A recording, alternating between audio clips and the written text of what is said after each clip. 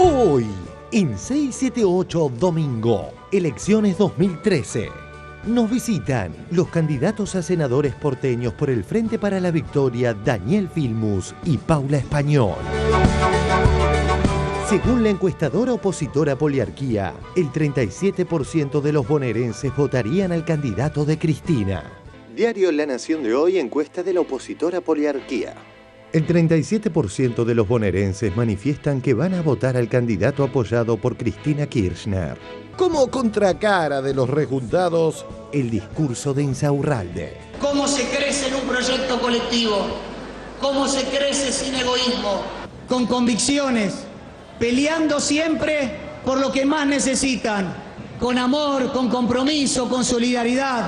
No importa lo que hayan decidido otros compañeros, lo importante son las convicciones que tenemos nosotros, que nos seguimos jugando por esta Argentina. Contundente fallido del lobista Van der Koy. Quiso embestir contra Moreno, pero le terminó pegando un amigo. Guillermo Moreno, porque por un lado está el folclore alrededor del secretario de Comercio, sus gritos, sus escenas, sus patoteadas, pero por otro está la realidad. Sí, claro. La verdad que llamativa la violencia con que Moyano abordó ayer a dos periodistas de Clarín. La Nación reconoció la mezquindad de sus socios. Ayer el gobierno puso en marcha una ley, la ley de abastecimiento. Entonces, hasta ayer resulta que no había trigo y que por eso aumentaba. Diario La Nación del sábado. Tras la presión, apareció el trigo. Moreno aplicó ayer la ley de abastecimiento al trigo, que permitirá decomisar mercaderías si los exportadores no entregan cereal a los molinos. La norma hizo bajar el precio y aumentar la oferta. Y a ver el suplemento económico. Luego de la aplicación de la ley de abastecimiento, apareció más trigo. Entonces, había trigo, muchachos. Había trigo. Eso ya se puede afirmar. Cada vez quedan más en evidencia las contradicciones de la justicia corporativa.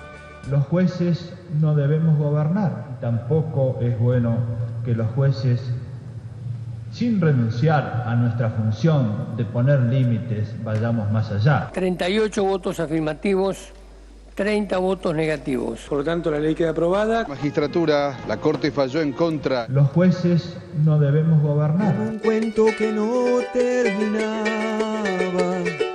el futuro nos traicionaba. Tanto tiempo sin creer, creímos no creer en nada. Un viento fresco vendría, abriendo paso, curando heridas. Somos tantos que al dolor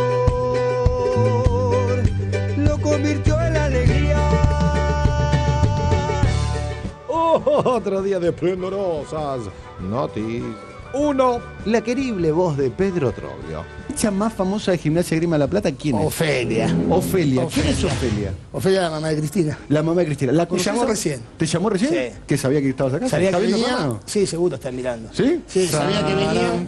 No, sabía que venía también y me dijo, avisá que en el año 1929 Gimnasia salió campeón y no se lo reconocieron. Un día entré en la concentración, veníamos de errar 2 penales. Y ¿Entró a la concentración? Entró a la concentración y me dijo, ¿dónde está? En aquel momento creo que era Vizcarra. Vizcarra, Loza, atajó Loza, lo quiso fusilar, tapó Loza. Y lo encaró y le dijo, nene, así no se patea. Le dijo. Yo no sabía qué hacer, ¿viste? Y después, bueno... ¿Y entró tipo pateando puertas, sí? Sí, no, entró, viste, medio buscando. ¿Sabe de fútbol? Y yo, a ver, hablar de fútbol habla, no sé si sabe. Pero y también cuando perdimos 2 partidos seguidos ahora en el final, también ¿Y va siempre a la cancha? Va siempre a la cancha, me llamó por teléfono y me dijo, ¿qué pasa? ¿Qué está pasando? Y yo, tranquila que vamos a ascender. Es como una Julia Grondona, una versión femenina de Julia Grondona. Te digo que es terrible. Además, vos la ves vestida es siempre de azul y blanco, siempre. Y va a la cancha, sí. Va a la cancha. Se clava una puteadita, tipo hijo de puta. Y yo sí, creo que sí, se putea bastante. Es bastante. Y venía a todas las concentraciones a comer conmigo la noche previa del partido. Es cábala. Y era cábala, sí, era cábala. Hockey masculino. Suena la corneta, Ño por Barú. Cierre del juego, ganaron los Leones, arriba Argentina. Me parece que hay que empezar a hablar de un muy buen torneo para el seleccionado argentino, Marcelo. Obvio. Un torneo que le da a la Argentina la clasificación esperada para el Mundial de La Haya. La intuición y el corazón le resisten a la mentira. Es la fe, la nueva fe, como una estrella que nos guía. Empieza 678, un programa mundial. Exactamente lo que vosotros hacéis aquí en esta emisión, que es, yo diría, una referencia ahora a nivel internacional. No queríamos autoelogiarnos. Nos referíamos al Mundial. 2014 Brasil, Sí. 18 Rusia, 22 Qatar. Bueno, 26 y 30, 26 no se sabe todavía, pero 30 se va a hacer en la República Argentina. El Mundial de Fútbol, sí señor. FIFA desea festejar los 100 años de la Copa del Mundo. Sí. ¿Dónde lo va a festejar? En Argentina y Uruguay. Eso sine qua non, puedo afirmarlo, porque nadie puede decir que en este momento Argentina y Uruguay pueden estar en condiciones de tener dentro de 6, 7, 8 años 12 estadios de lo que yo he visto, porque sería ilusionarme en algo que no puede ser. Sueño loco que nos abraza por cordilleras, ríos y plazas, para seguir caminando. Los niños al hombro viajan a esperanza. Un surco se abrió en el continente para sembrar nuestro sueño de siempre. Qué lindo mostrarle al mundo que bien se siente este abrazo latinoamericano.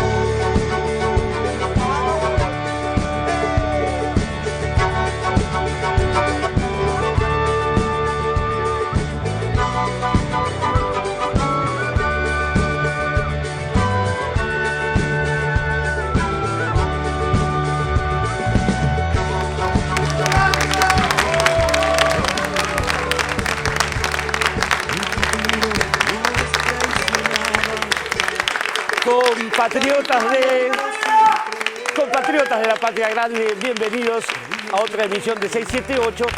Hoy, día de San Fermín, y también un nuevo nomástico de nuestra compañera Supernora Beiras. Felicidades, compañerita. ¡Feliz cumpleaños, Nori!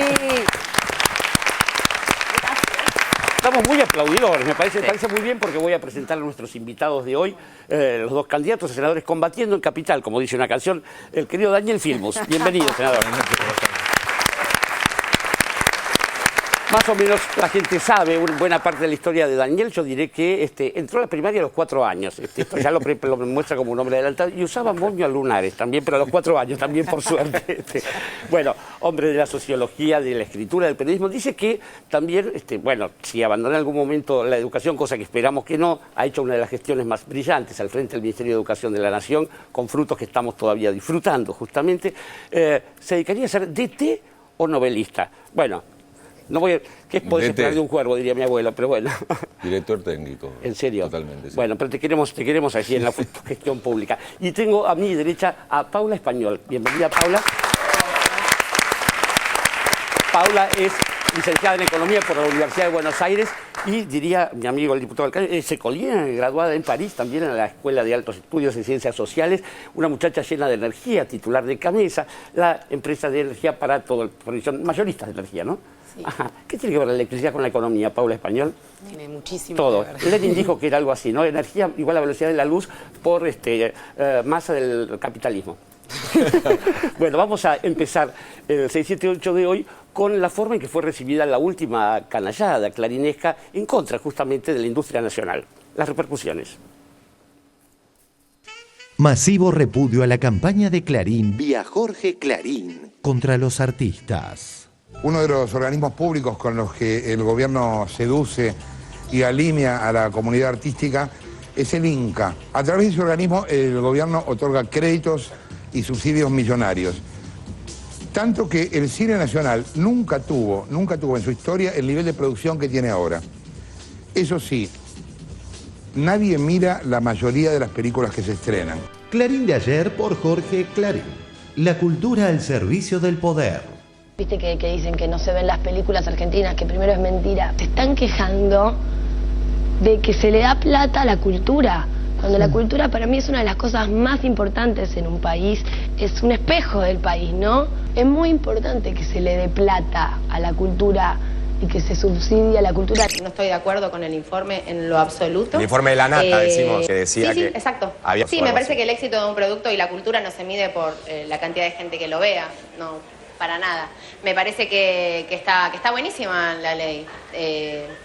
No estoy de acuerdo. En lo absoluto. ¿Cayó muy mal ese informe?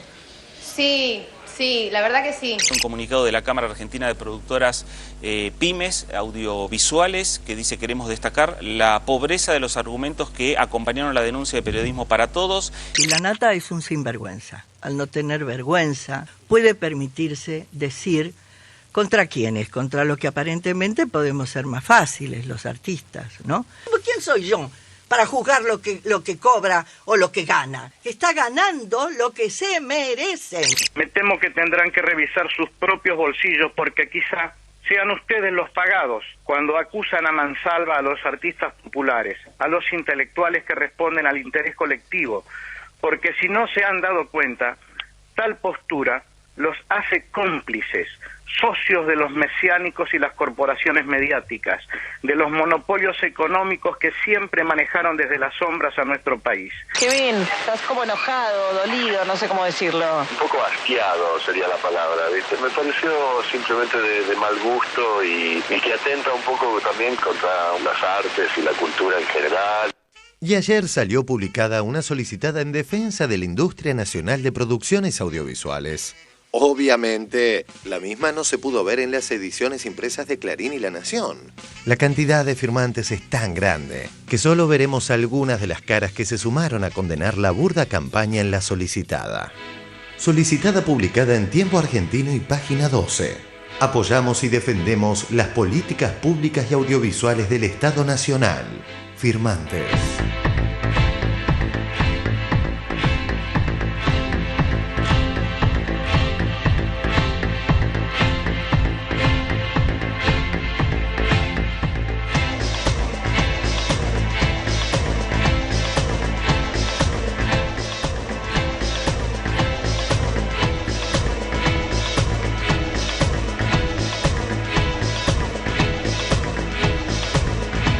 Más de 1000 referentes de la cultura.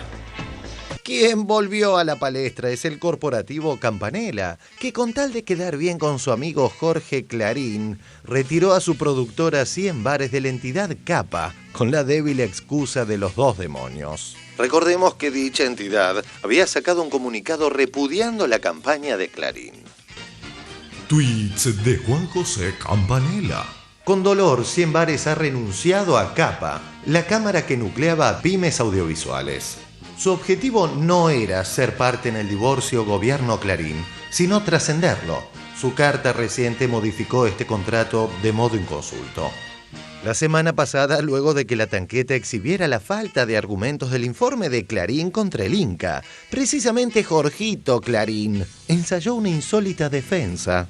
Hubo todo tipo de comunicados y se interpretó esto como una especie de agresión general a la política cultural, lo cual es literalmente una estupidez que lo interpreten así, porque nadie nunca discutió las políticas culturales. Por Jorge Clarín, la cultura al servicio del poder.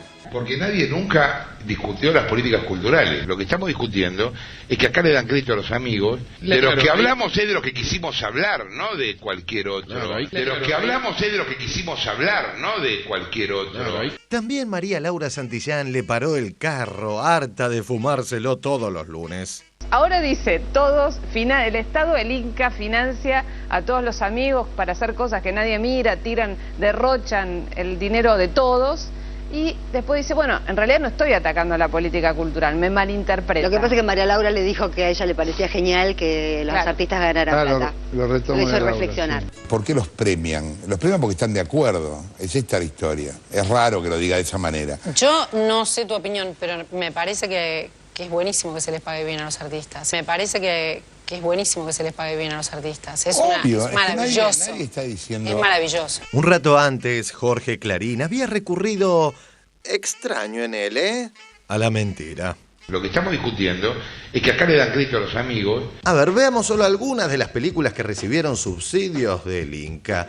El secreto de sus ojos, de la productora 100 Bares de Campanella, que no es precisamente un amigo, ¿no? Lo que estamos discutiendo es que acá le dan crédito a los amigos. ¿En qué más subsidió el Inca a Campanella? Acá, Belgrano, Plumíferos, Metegol... Películas producidas por Clarín y Suar que recibieron subsidios del Inca. La puta y la ballena, Patorucito, La suerte está echada, Un novio para mi mujer, Igualita a mí, 2+2, Luna de Avellaneda, Familia rodante, La educación de las hadas, El niño de barro. Ah, y Clarín también recibió subsidios del Inca por deuda. El documental que protagonizó Jorgito Clarín. Y el caso de La Nata con la película Deuda, que vamos a repasar, que recibió 450.000 pesos y fueron 27.900 los espectadores. Si hacemos el prorrateo de la cantidad de dinero público por la cantidad de espectadores, podríamos afirmar que fue una película financiada 100% por el Estado. Lo que estamos discutiendo es que acá le dan crédito a los amigos.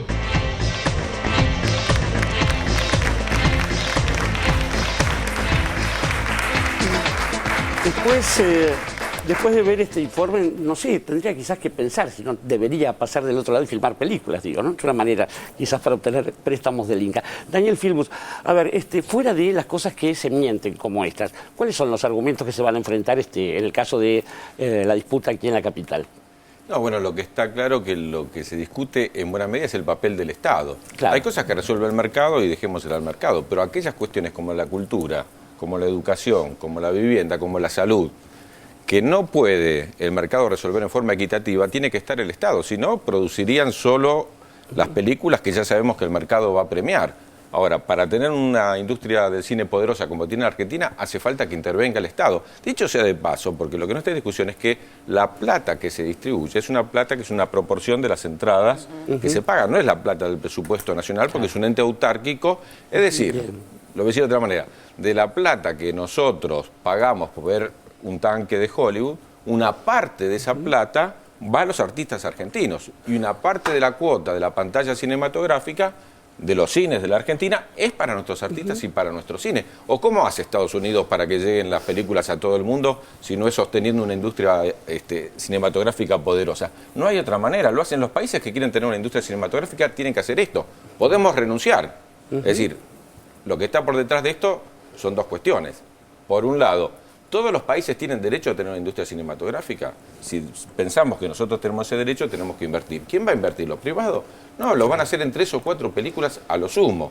Para que realmente podamos tener una industria poderosa hace falta que el Estado intervenga. ¿Interviene con la plata de todos nosotros? No, interviene con una parte de las entradas que nosotros pagamos por ver mayoritariamente las películas internacionales que llegan a Argentina y fundamentalmente de Estados Unidos.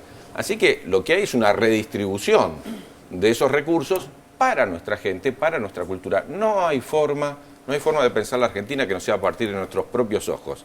Y si no invertimos en eso, es grave. Quiero decir una cuestión más porque también está en discusión la plata para la educación. Todos los días hay una campaña enorme para destruir el sistema educativo argentino porque estamos invirtiendo el 6,5% del PBI en educación. Cuando yo asumí en el 2003 con Néstor Kirchner, invertíamos el 3% en educación. El 3%. Estamos en un Producto Bruto que es el doble, estamos invirtiendo más del doble. Cuando se dice, a pesar de esta inversión, no se mejora, cosa que por supuesto es falso, ¿qué se está diciendo? Invirtamos en otra cosa. Porque la pregunta es, si esta plata no va a estas películas, ¿a dónde va? Claro, ¿qué pagamos la deuda externa? ¿Lo concentramos en el sector financiero? ¿Se lo damos a los que tienen plata? 3 puntos del PBI. ¿Tienen idea ustedes lo que es 3 puntos del PBI? Es una enormidad. ¿A dónde pondríamos esos 3 puntos del PBI si no van a educación? ¿Cuántos están disputando esos 3 puntos del PBI? Entonces, lo que está por detrás, en la crítica de la política educativa o de la política cultural, en lo que hace el financiamiento específicamente, es usar esos recursos para otras cosas. ¿Para quién? Para unos pocos. porque tanto la cultura como la educación justamente son bienes que distribuye democráticamente el Estado. Ahora, Daniel, digo, ¿no es un poco, uno no se vuelve un poco, sí, en mi caso esquizofrénico, digo, al tener el papel del Estado nacional con este tipo de políticas y el Estado local, el Estado municipal, bueno, no sé si ausente en el mejor de los casos a veces? Yo quiero dar el ejemplo más hermoso, porque si lo hubiéramos pensado, lo hubiéramos escrito nosotros, hubieran dicho que es una mentira. Hace poquito, muy poquito, votamos en el Congreso de la Nación la ley de fertilización asistida. Toda la fuerza votamos para un lado, por supuesto el PRO, y Macri salió a justificarlo el otro día, votó para el otro. ¿Y qué dijo? No, los hospitales tienen que estar para cosas tan importantes como la vida. Perdón, estamos hablando de fertilización asistida. Claro. No estamos hablando del tema filosófico. En el Senado hubo una senadora que votó en contra, filosóficamente contra la fertilización asistida, porque piensa que no tiene que haber. Sin embargo, lo que dijo Macri es, ¿vamos a gastar la plata en eso? Es decir, solo los ricos pueden ser padres y madres. Claro. Los otros no tienen derecho porque no lo pueden pagar. Costó mucho esa discusión. Fue una discusión que llevó años en el Congreso porque realmente es una inversión muy fuerte del Estado. No es fácil. Sabemos que hay muchas parejas y no parejas también, porque esta ley es muy amplia y también es para otro tipo de parejas o personas solas que lo quieran hacer.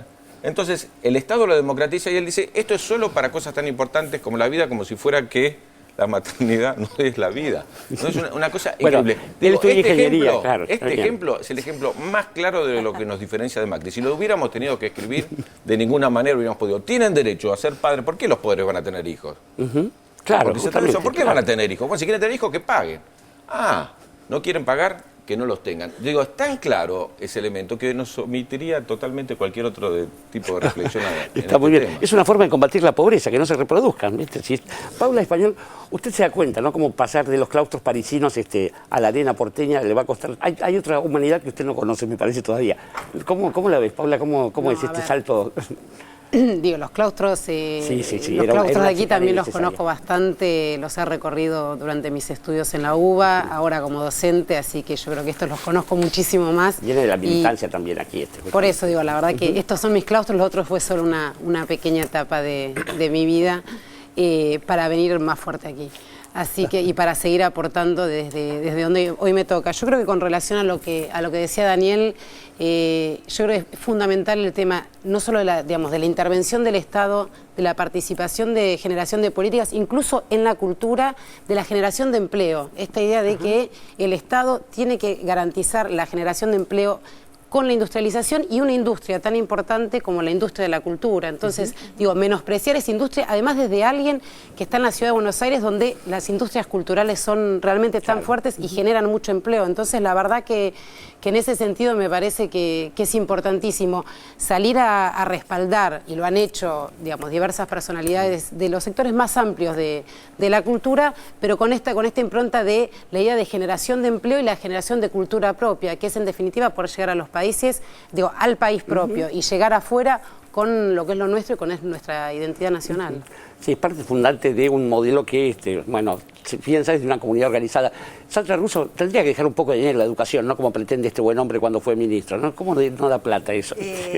No, pero a veces hay cosas que no dan plata, pero dan miedo, porque yo creo que la denuncia la última denuncia que hizo la Nata, también tiene de alguna manera un objetivo de disciplinamiento, de amedrentamiento, como hemos visto en otros casos. Sin ir más lejos, nosotros iba a venir una banda a tocar esta semana, que no voy a decir el nombre, precisamente para no escracharlos, porque lo que han conseguido la Nata es que muchos artistas, así como hay otros, y me congratulo de que muchos hayan tenido esa reacción tan rápida de la solicitada, hay muchos otros que tienen miedo de ser escrachados por algunos miembros del grupo Clarín, y bueno, de hecho han deshecho la cita que tenían para venir a tocar en este programa esta semana, y lo dijeron explícitamente, es por miedo a la denuncia de la Nata.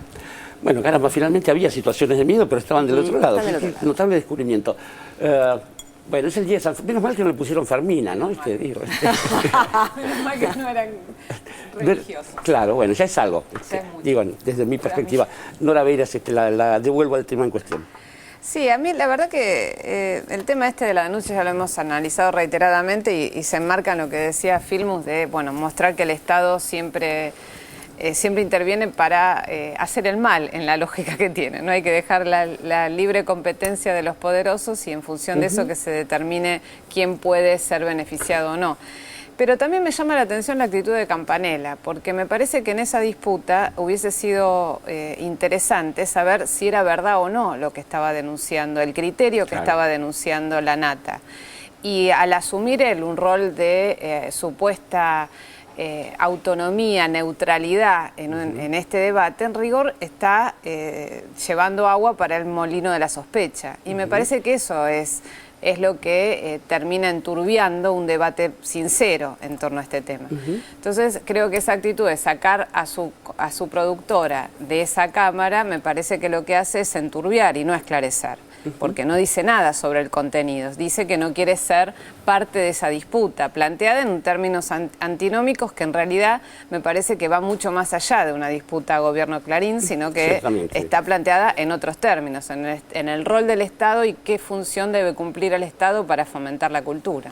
Por ahí tiene miedo el director de cine de decir que detesta un programa como este, lo cual tampoco lo coloca en una posición. Pero digo, uno se pregunta, uno que sabe que en Madrid, por ejemplo, la Cuesta de Moyano termina en el Retiro, bueno, acá no.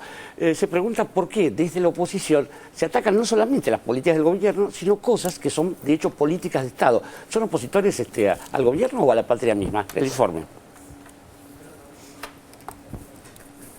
A la Argentina. Arranquemos por el de narvaísta Moyano, que con el único objetivo de embestir contra el gobierno tiró cualquier cosa sobre el impuesto a las ganancias. TN, su canal amigo, decidió levantarlo del aire para protegerlo del papelón. Tenemos trabajadores que le han descontado, que tienen un salario de 7 mil, 8 mil pesos, y le han descontado 3 mil pesos. 3 mil pesos. Es mucho dinero para un trabajador, señora presidenta. ¿Cuánto gana este compañero? Acá está permitiendo que no vea un carajo tampoco. Este ve menos que yo, me parece. Sí, 13.000 pesos. ¿Cuánto? 13.000 pesos. Y le contaron 4.000. Este trabajador gana 18.000 pesos. Total en bruto. Y le descuentan 4.500 pesos. Hay trabajador más alto que gana. De 13.000 pesos le descontaron 2.600 pesos. De 13.000 pesos le descontaron 2.700 pesos, 2.885. De 7.000, 8.000 pesos. Y le han descontado 3.000 pesos. De 13.000 pesos le descontaron 2.700 pesos, 2.885. Que seguramente los que no han trabajado nunca digo, pero ganan mucho allí a salario. sede de la CGT, Hugo Moyano entonces anunciando paro de camioneros para el lunes, paro y movilización. Ya vamos a volver. Pasemos a un sector del mal llamado campo, que se supo que escondía trigo para especular. Ayer el gobierno puso en marcha una ley. La ley de abastecimiento. La ley de abastecimiento. Entonces, hasta ayer resulta que no había trigo y que por eso aumentaba. Aparece una amplia nota de página 12 donde dice que, en función de esta ley, los acopiadores tendrán que justificar el stock teórico de 3.114.000 toneladas de trigo que aparentemente tendrían. Si no las tienen, se las vendieron a los molineros, entonces los molineros las tendrían los molineros y las estarían reteniendo los molineros y estarían haciendo subir el precio de la harina injustificadamente. Y si las tienen, están amarrocando hasta poder exportar al precio que le convenga. Diario Página 12 del día sábado.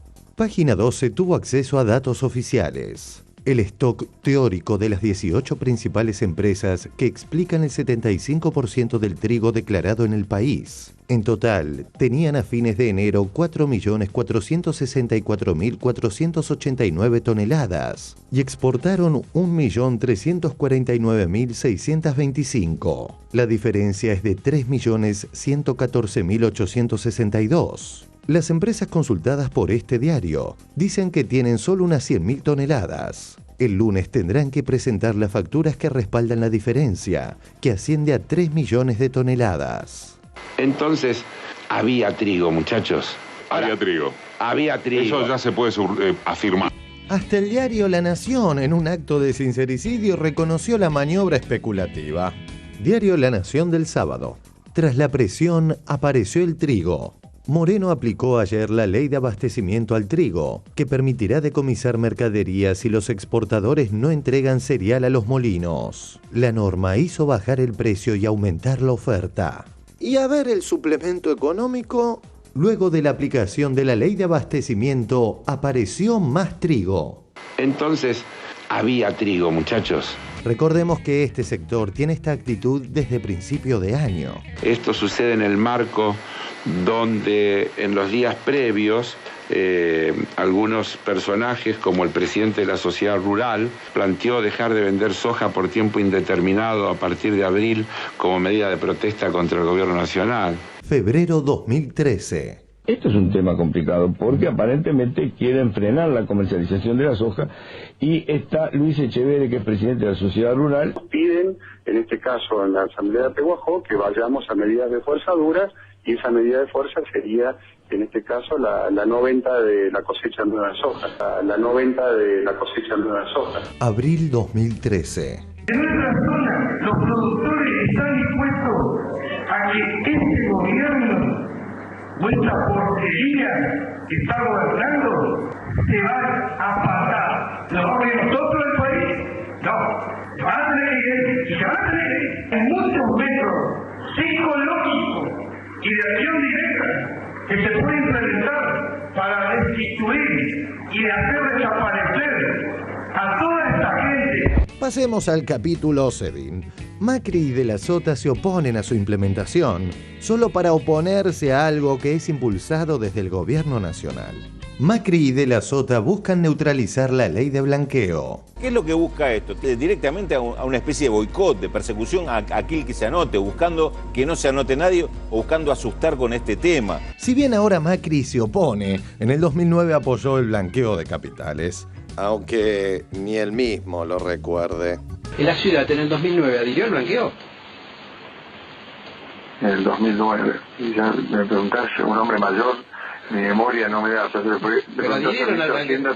Y sí, bueno, adhirieron al blanqueo. El resto no te puedo, la verdad no te quiero contestar. Frente al blanqueo nacional, digo, frente al blanqueo, al margen de la... No me acuerdo. Bueno, la verdad que no me acuerdo. Sí, fue que ningún fisco provincial investigó a nadie de que había blanqueado, porque ya quedaba exhibido todo.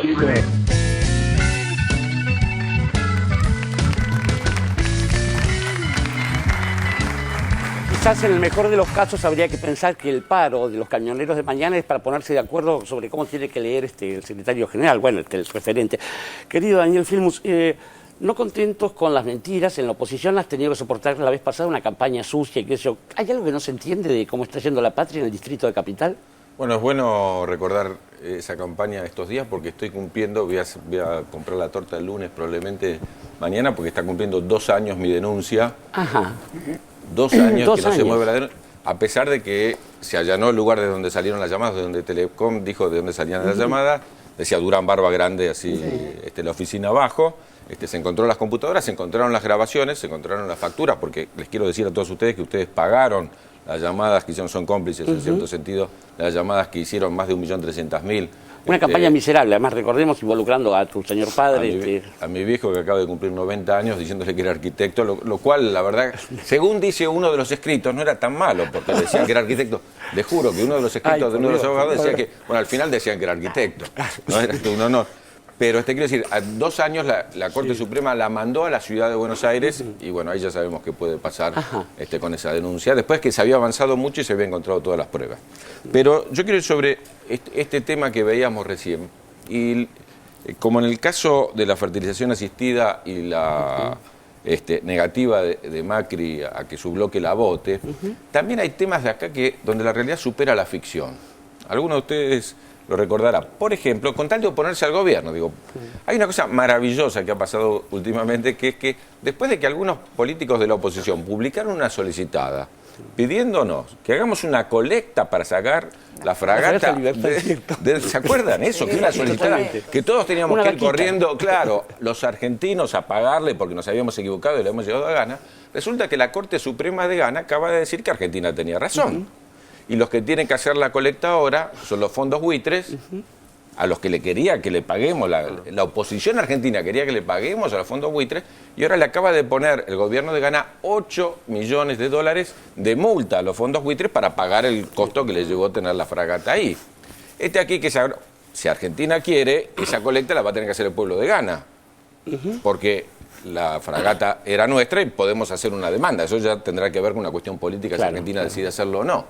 Pero quiero decir que ellos querían que paguemos. Sí, recuerdo a Tenenbaum diciendo, pagar no es arrodillarse. Claro, pero como apuestan a que la Corte Suprema de Estados Unidos decida contra Argentina, y como que apuestan a que lleguemos al 2015 en la peor condición posible para poder ganar con una mirada alternativa a las elecciones. Ese tema de que nos vaya peor, que lo ha dicho algún senador de la oposición, que cuanto peor nos vaya mejor, a ver si nos va bien la economía y todavía estos vuelven a ganar las elecciones, me parece que es uno de los temas centrales. Yo soy presidente de la Comisión de Relaciones Exteriores, así que este tema de Ghana me toca de cerca en el Senado de la Nación. Quiero decirles que en esta última reunión del Comité de Descolonización de Naciones Unidas nunca tuvo tanto apoyo a Malvinas. Y hemos recorrido un conjunto de naciones. El último parlamento que nos invitó fue el de Irlanda para adherir a la Argentina. Claro. Y resulta que el referéndum, que acá parecía como que se definía el futuro de Malvinas, no tiene impacto en ningún país del mundo. No cuenta, no existe porque era contra toda la legislación internacional. Pero ellos estaban del lado de los isleños.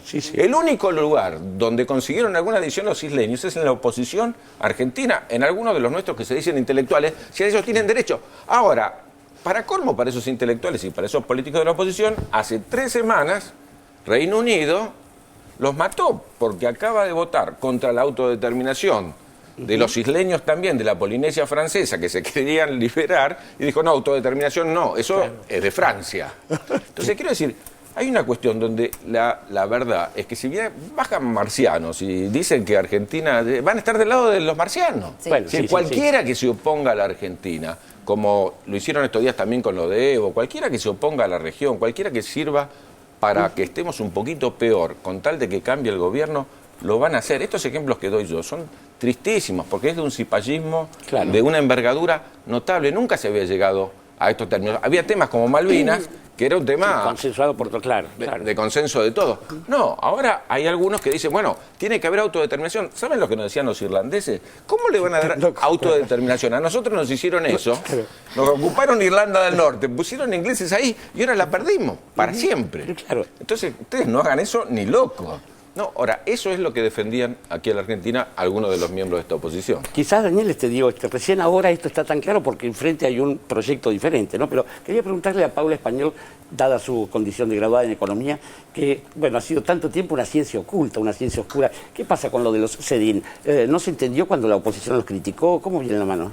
No, a ver, yo creo que esta misma política que vemos y apunta un poco a lo que decía Daniel de criticar e incluso utilizar argumentos políticos en cuestiones que son económicas y querer que las políticas no funcionen, incluso con argumentos, o sea, realmente prácticamente sin sentido, o sea, es una política que se lleva para incentivar la inversión. La exteriorización de capitales se hace además con objetivos concretos, con objetivos de inversión para potenciar un mercado que además recibió muy bien, o sea, todo el mercado de la construcción, todas las cámaras han visto con buenos ojos esta forma de relanzar el sector de la construcción, tanto el CEDIN como el BADE después van a ir hacia el sector de infraestructura, o sea, no es solo la exteriorización en sí mismo, sino además es con objetivos concretos ¿para qué? Para potenciar un modelo de crecimiento, de desarrollo industrial, de expansión de la producción.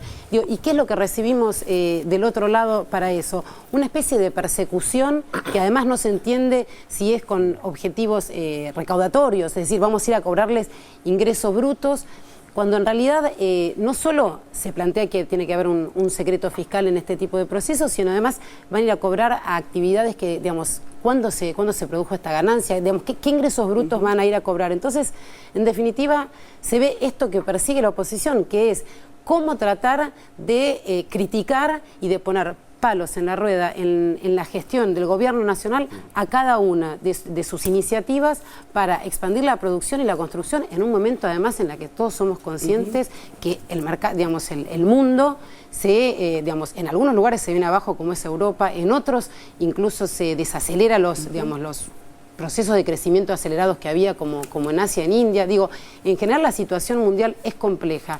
El gobierno, desde el Estado Nacional y desde el gobierno se aplican diversas medidas de política para relanzar la producción, para generar empleo, para mantener la actividad, y del otro lado son críticas e intentos de detener este tipo de políticas. Quizás Lolita recuerde si alguien expuso desde la oposición, aparte de las figuras que han vuelto al ruedo, ¿no? Cabal y compañía, gente que ha hecho lo suyo por el país en su momento, por otro país, ¿se ha expuesto algún tipo de política económica alternativa o algo que confronte al modelo?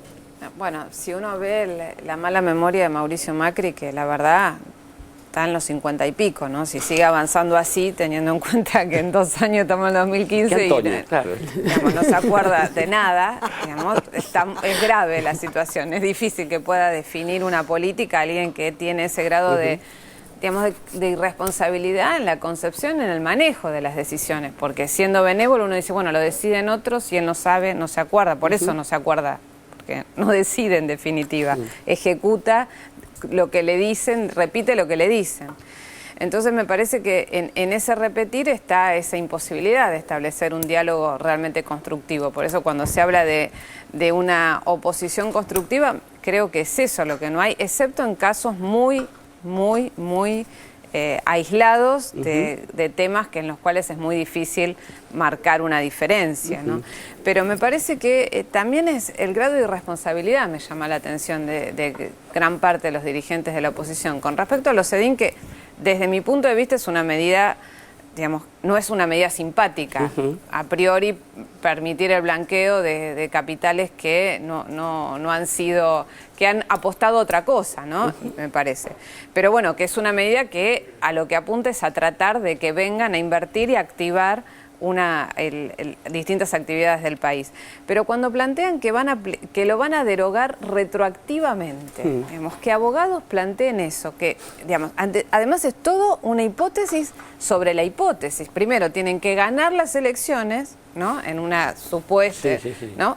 Y después prometen que se van a poner de acuerdo, que no se pueden poner de acuerdo en nada, en derogar eso y además perseguir a los que blanquearon. Entonces voy a decir, pero esto es inusitado, ni los fondos buitres tienen tanta imaginación. Claro, bueno, tiene tanta caradurez quizás. Es una cosa que es muy poco serio como plantean las cosas. Además, dirigentes que pertenecen a partidos que en distintos gobiernos han apelado a las medidas de blanqueo, ¿no? Como el radicalismo. Radicales, Entonces me parece que eso es lo que genera, la verdad, tanta desazón en decir, bueno, planteen algo más o menos serio. Quería hablar con mis compañeros de panel acerca de esta actitud de cipallismo, efectivamente, de confrontación con los propios intereses nacionales. Pero no lo voy a hacer porque vamos a ir a un informe respecto del secuestro del presidente Evo Morales. Porque cuando se trata de la patria grande también están del otro lado. Así que, por favor, ¿cómo trataron los medios el secuestro del compañero Evo? El secuestro a Evo Morales. La cobertura de los medios del establishment. Antes de analizar la cobertura de los medios de derecha en relación a este tema, repasemos el escandaloso accionar de las colonias europeas. The President of Bolivia, please welcome to the show, President Evo Morales.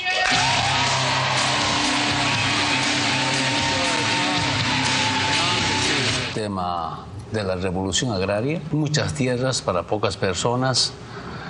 Y ahora cambiamos. No me consideres el eje del mal, por favor.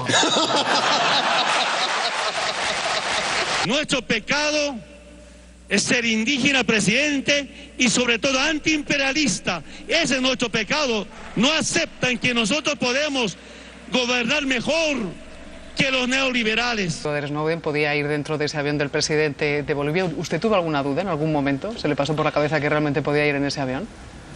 Mire, yo puedo operar con los datos que me dan. Quien tiene que... ¿Y estaban claros esos datos? Nos dijeron que estaban claros. ¿De que estaba dentro o de que no? De que estaba dentro. ¿Y entre esas llamadas usted recibe o hace alguna llamada a Estados Unidos?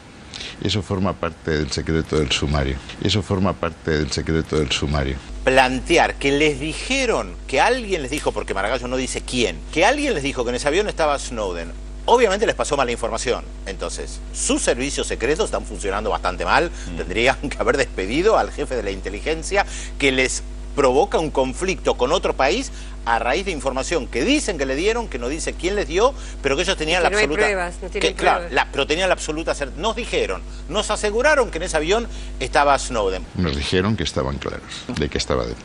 Bueno, patitas en la calle al jefe de inteligencia español. Lo importante es que Snowden no va en ese avión y por tanto pues todo este debate que se ha producido pues al final es un poco artificial. Todo este debate que se ha producido es un poco artificial. Es lo menos que podemos pedir. Que pidan perdón alguna vez en su vida, que pidan perdón por lo que han hecho. ¿Debe pedir disculpas Europa a Bolivia por lo sucedido? España no tiene que pedir ninguna disculpa. España no tiene que pedir ninguna disculpa. Es un gobierno infame el del presidente Rajoy. El gobierno de España, no con el pueblo de España. El pueblo de España ha sido solidario con Evo Morales, pero lo que ha hecho el gobierno de España es infame. Pretender revisar el avión de un presidente suramericano. Bueno, ¿qué se cree ese presidente Rajoy? ¿Que los suramericanos somos esclavos de ustedes? ¿Ah?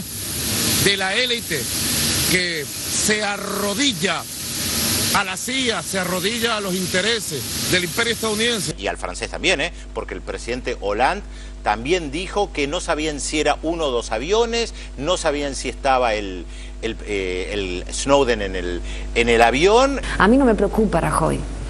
No claro. me preocupa lo que hace el gobierno español porque es lo que espero del Partido Popular y de la derecha. Me preocupa Francia. Que de pronto tiene a Hollande y se supone que es socialista. Siempre en estos casos queda en evidencia más que nunca las distintas varas mundiales. Es potestad de cualquier Estado soberano de darle asilo político a quien quiera. Quien quiera. Y Estados Unidos le da asilo político a personas que son buscadas internacionalmente por Ecuador, por ejemplo, por Bolivia, por Cuba, por otros países. Ellos entienden que le tienen que dar asilo político a esas personas. Bueno, de la manera puede tener la potestad libre Bolivia o quien sea de darle el asilo político también a Edward Snowden por las razones que ellos consideren pertinentes. Recordemos que el mimado del establishment, Oscar González, minimizó la cuestión, al igual que el ex canciller Caputo.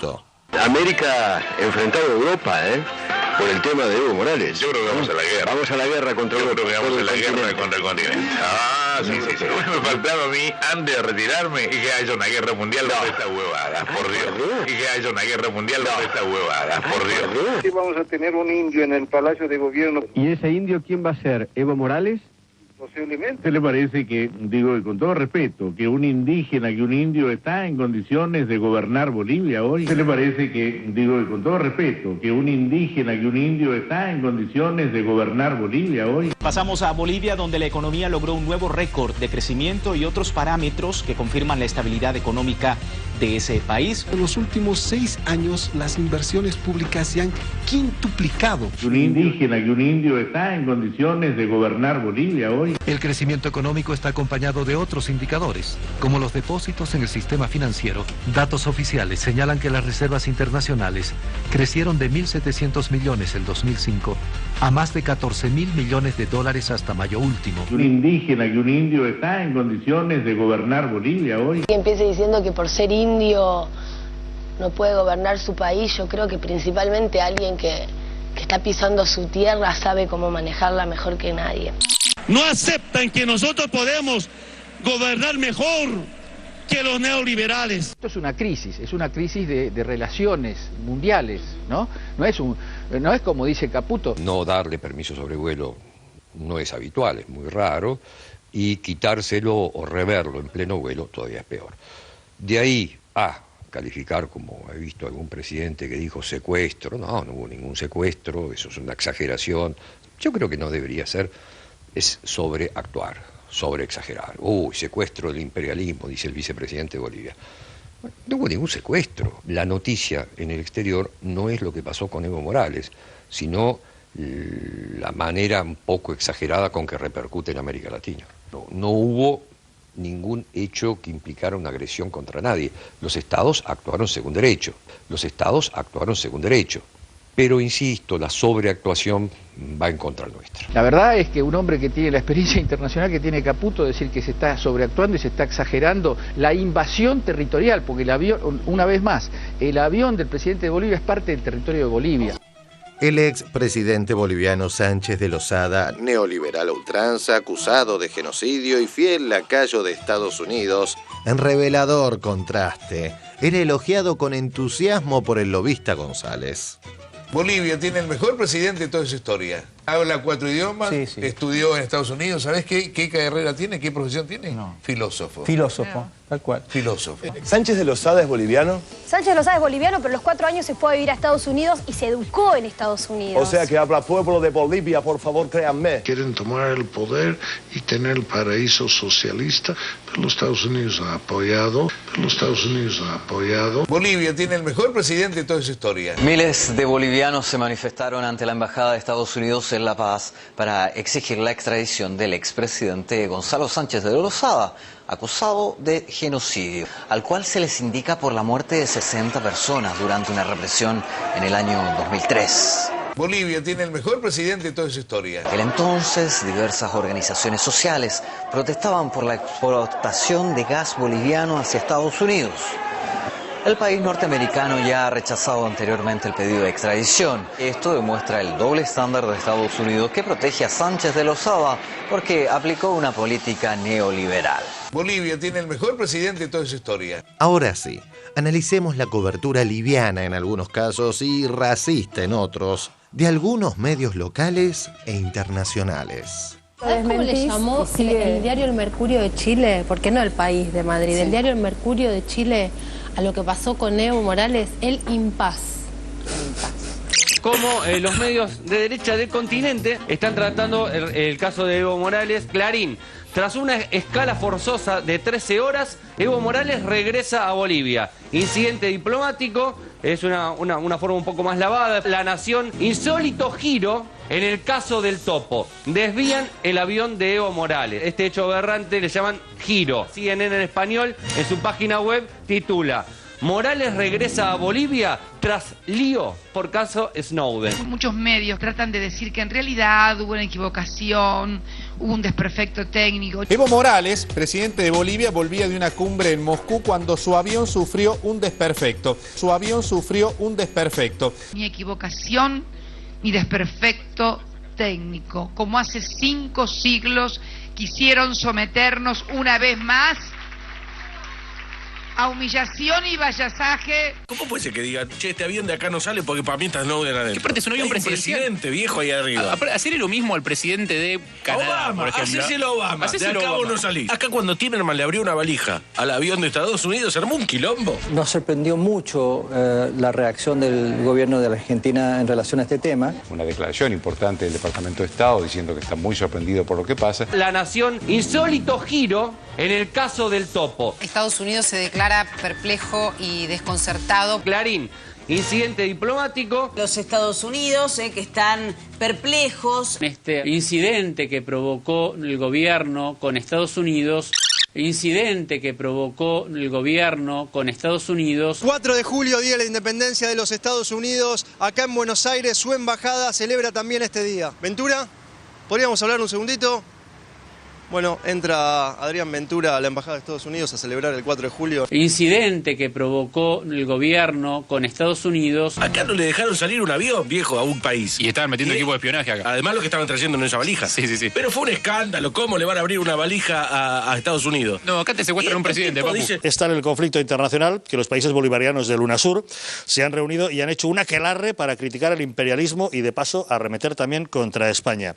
Es el caso de Evo Morales, Nicolás Maduro, Cristina Fernández de Kirchner, en fin, todos esos. Está bien empleado lo que nos pasa, porque cuando su majestad le dijo, ¿por qué no te callas al señor Chávez, aquel charlatán? ¿Por qué no te callas? Y luego Chávez vino aquí y a cambio de 2 millones de petróleo prácticamente se le besó en la boca y se le dio todo lo que quiso, pues toma. Hombre, el señor Chávez, y sí señor, y se le dio dinero como al señor de Bolivia. Una vergüenza lo que hicieron los Estados Unidos de Europa, ¿no? Esta congregación de gente que no le permitió pasar por su cielo, ¿no? Estaba leyendo, esta semana salió en el diario The Guardian, en Inglaterra, una nota escrita por John Pilger, que dice, ya en el copete, dice que esto fue un acto de piratería y terrorismo de Estado. Diario británico The Guardian. Forzar a Evo Morales a bajar del avión fue un acto de piratería aérea. Que un inglés te diga pirata, ya directamente hemos llegado al colmo. Sí, señor. ¿No?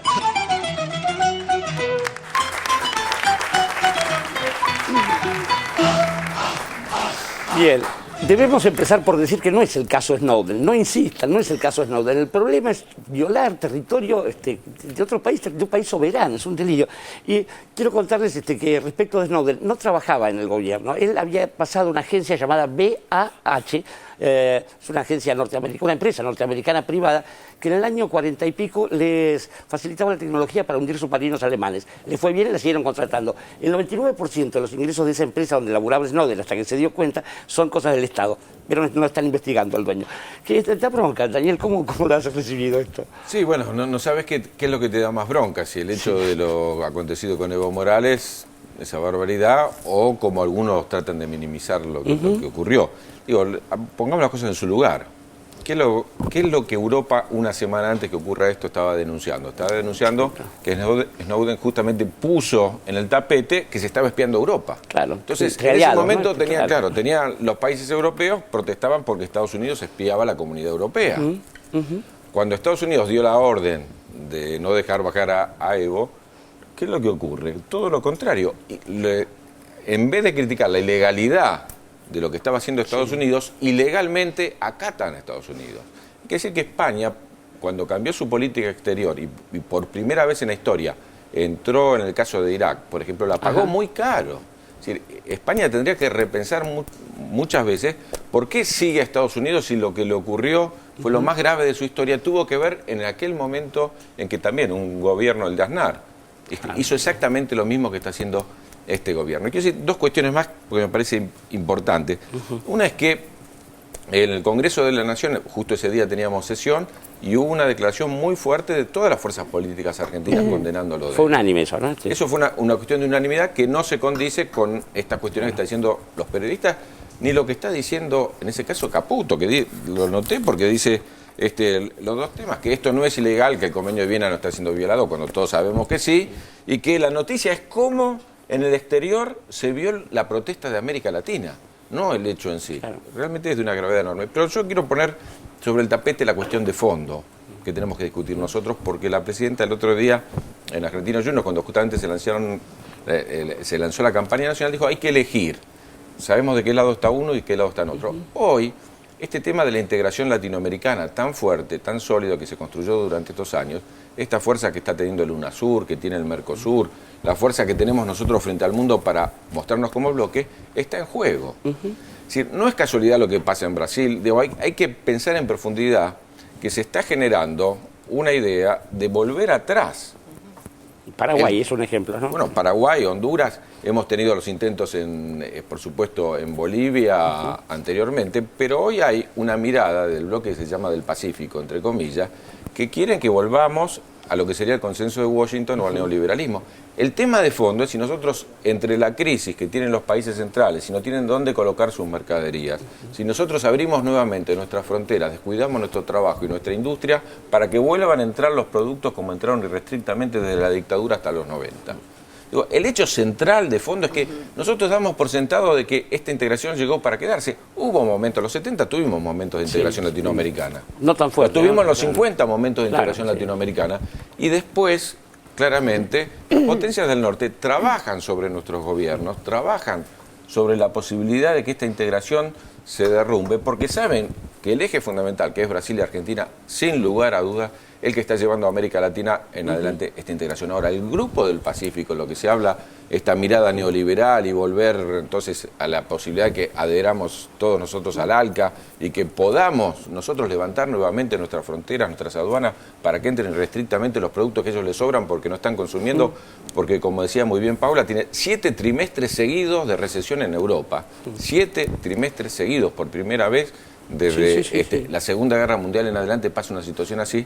Lo que tenemos que mirar con cuidado es eso, defender a ultranza esta unidad, esta integración, tiene que ver no solo con lo político de solidarizarnos con Evo, sino con defender el trabajo argentino. Si nosotros abrimos nuevamente nuestras aduanas, nuestras fronteras, a que ingrese restrictamente toda la mercadería de afuera, si no profundizamos este proceso de sustitución de importaciones, lo vamos a estar pagando con recuperar los índices de desocupación que, como solía decir Néstor, cuando asumimos teníamos más desocupados que votos, 25% de desocupación, 22% de votos, ¿no? Somos tan amplios en este programa que a Paula Español le voy a dar la palabra ahora. Paulita, respecto que empiece con una autocrítica. Claro, No, empiezo por decir que no todos los economistas son los economistas de los 90 y por suerte cada vez somos más los economistas que tenemos una visión más amplia, ya que invitar acá, para decir. Pero yo quiero decir dos cosas. En realidad, por un lado podría empezar por donde terminó Daniel, que justamente hablaba de economía, pero yo quería volver un poquito, después es interesante volver a la parte económica, pero desde el punto de vista político, la verdad que, bueno, más allá de la vergüenza efectivamente diplomática, o sea, no tengo palabras ni para el hecho, ni para las repercusiones de la prensa, ni incluso la de Dante Caputo, pero me parece que lo que es interesante resaltar es la velocidad de reacción de la UNASUR, de los gobiernos de América Latina y en particular de nuestra presidenta, que esa misma noche se estaba escribiendo con Daniel Correa para ver qué sucede. Digamos, creo que hay una rapidez en la reacción, que lo hemos visto también cuando estaba pensando, vos hablabas el de Bolivia, pero está el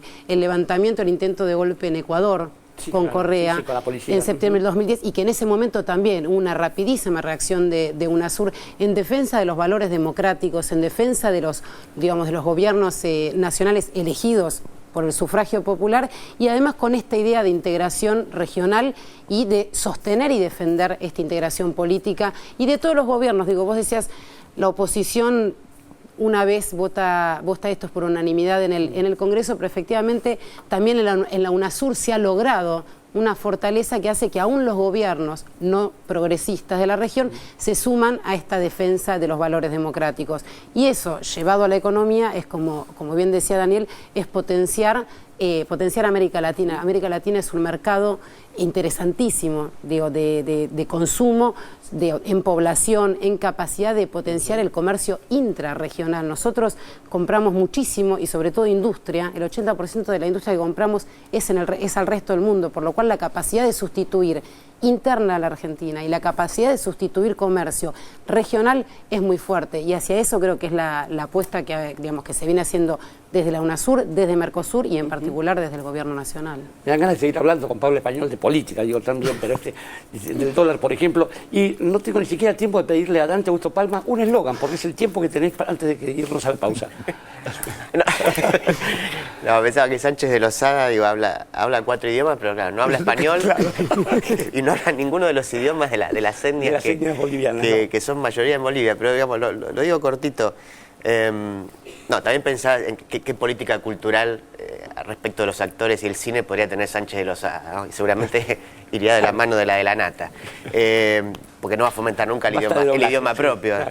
Pero digo, me parece que esto hay que pensarlo, digamos, lo que sucedió con el avión de Evo, hay que pensarlo como una profundización de lo que viene sucediendo desde la caída de las Torres Gemelas. Y esta cuestión de cómo en nombre del terrorismo o en nombre de la lucha contra el terrorismo se va avanzando sobre libertades, en una tensión que aparece más fuerte que nunca entre seguridad y libertad. Parecería que no se puede mantener al 100% las dos. Entonces, la pregunta, y sí como eslogan, para terminar, sería ¿cuánta libertad se está dispuesto a perder en nombre de la seguridad?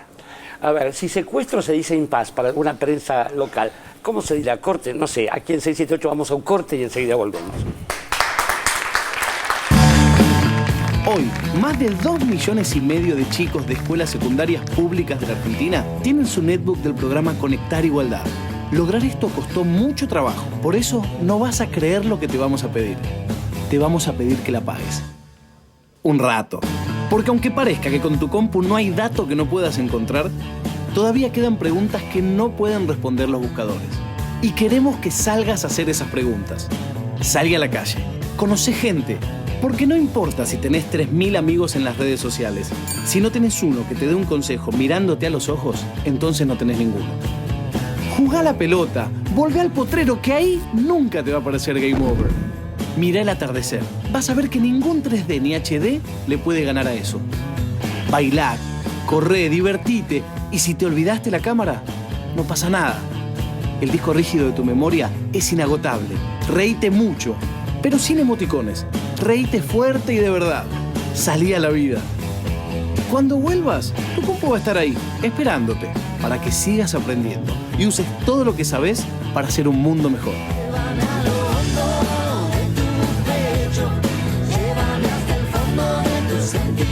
ANSES, con nuestros chicos y con cada argentino siempre.